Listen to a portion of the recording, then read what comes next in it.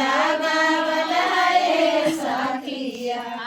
कान्हा जी के मुकुटा बनावल है सखिया कान्हा जी के मुकुटा बनावल है सखिया मुकुटा में मोरावा बैठावल है सखिया मुकुटा में मोरावा बैठावल है सखिया राधा जी के लहंगा सिलावल है सखिया राधा जी के लहंगा सिलावल है सखिया लहंगा में गोटावा लगावल है सखिया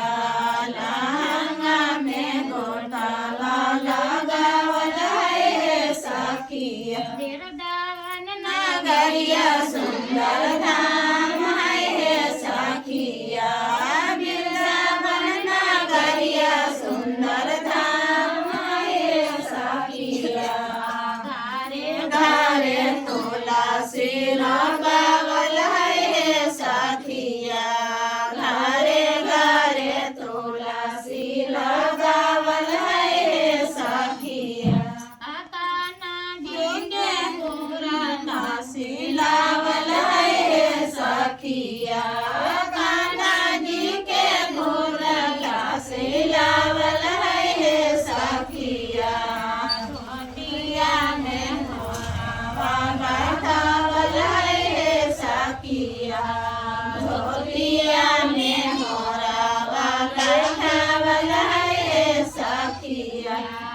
राधा जी के चुनरी सिलावल है सखिया राधा जी के चुनरी सिलावल है सखिया